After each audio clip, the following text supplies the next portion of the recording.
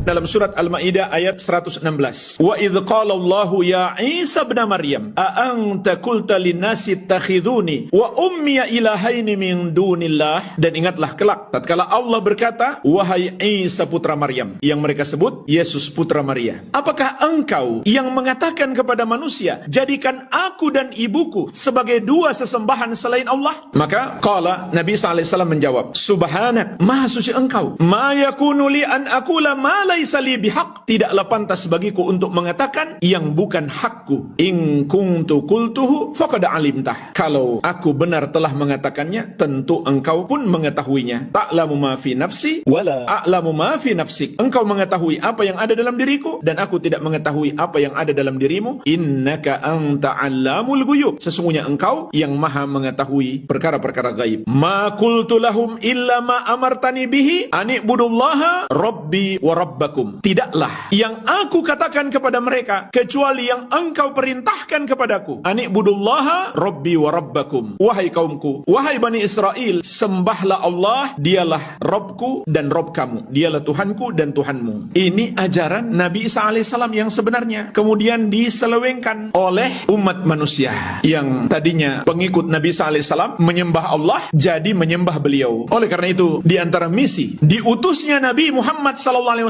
untuk mengingatkan umat Nasrani agar bertaubat. Kita yang dianugerahkan ilmu Al-Quran dan hadis harusnya melanjutkan misi Nabi Muhammad SAW. Sampaikan ayat-ayat Allah kepada mereka dengan jujur, jangan dipotong, jangan dihilangkan terjemahannya. Seperti dalam surat Maryam, kabarkan kepada mereka apa ucapan Nabi Isa alaihissalam ketika beliau berbicara saat masih bayi. Allah sebutkan dalam surat Maryam, qala inni Abdullah. Perhatikan ucapannya yang pertama sekali, Isa berkata, aku adalah hamba Allah, bukan Tuhan, bukan yang boleh disembah. Ini ucapan Nabi Isa alaihissalam pertama kali di muka bumi ini saat beliau masih bayi. Allah jadikan beliau bisa berbicara, inni Abdullah, aku adalah hamba Allah. Artinya yang menyembah kepada Allah, menghamba hanya kepadanya, bukan yang berhak disembah. Atani alkitab, Allah menganugerahkan kepadaku Alkitab, yaitu kitab Injil. Wa ja'alani nabiyya, dan Allah jadikan aku nabi, bukan mengangkat aku sebagai anak, bukan pula mengangkat aku sebagai Tuhan yang disembah, tapi nabi yang diutus untuk apa? Untuk menyampaikan kepada umat, ani'budullaha rabbi wa rabbakum, sebagaimana di ayat tadi, sembahlah Allah,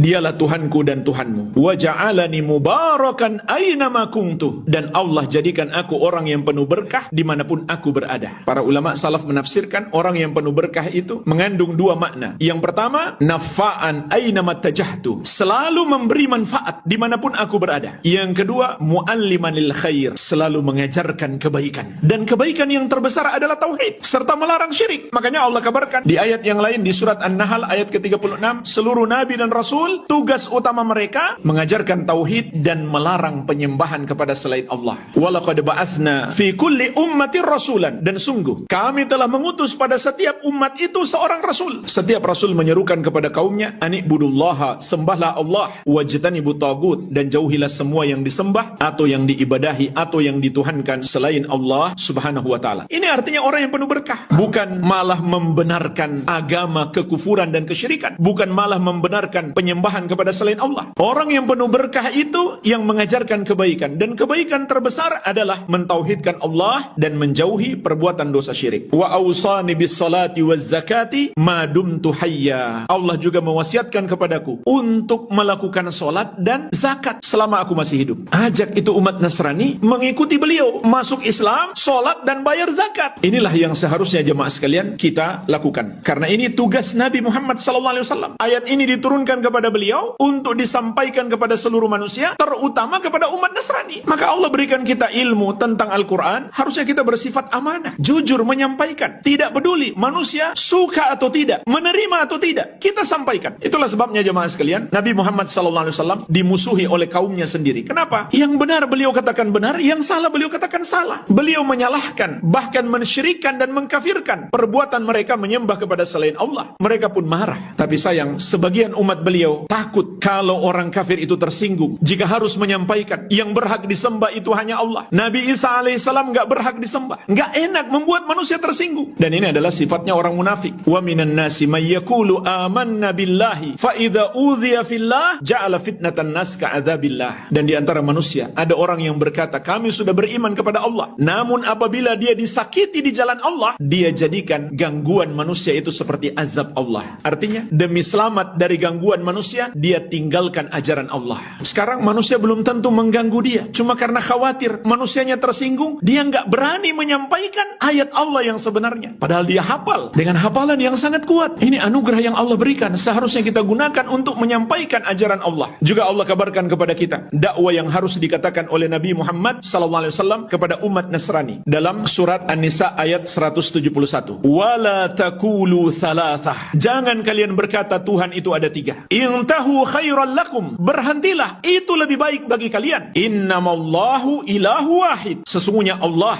hanyalah sesembahan yang esa. Subhanahu ayyakuna lahu walad. Maha suci dia dari memiliki anak. Hanya dia yang pantas disembah dan dia tidak memiliki anak. Dan Allah kabarkan juga secara khusus di surat Al-Kahfi, wa yunziral ladzina qalu ittakhadallahu waladah. Dan Muhammad itu bertugas untuk mengingatkan orang-orang yang berkata Allah memiliki anak. Karena jemaah sekalian, Allah murka semurka-murkanya ketika manusia berkata Allah punya anak. Renungkan jemaah sekalian, betapa dahsyatnya murka Allah. Juga dalam surat Maryam, wa qalu ittakhadar rahmanu walada laqad ji'tum syai'an idda takadu samawati yatafattarna minhu wa tanshaqqul ardu wa takhirrul jibalu hadda ang da'u lirrahmani walada. Dan mereka berkata Allah yang maha penyayang memiliki anak. Sungguh kata Allah, kalian telah mengucapkan sesuatu yang sangat mungkar. Hampir-hampir langit pecah dan bumi terbelah serta gunung-gunung pun runtuh karena mereka mengatakan Allah yang maha penyayang memiliki anak. Maksud ayat ini kata Ibnu Abbas radhiyallahu anhuma, langit, bumi dan gunung-gunung mengetahui ketika manusia berkata Allah punya anak, maka Allah sedang murka semurka-murkanya sehingga langit, bumi dan gunung-gunung itu hampir saja hancur berkeping-keping karena takut kepada Allah. Kalaulah Allah tidak menahannya, niscaya makhluk-makhluk itu sudah hancur berkeping-keping. Maka tidak pantas sesuatu yang membuat Allah murka lalu kita seakan membenarkan keyakinan dan ucapan tersebut. Al-Amwah menemani ibadahmu juga hijrahmu.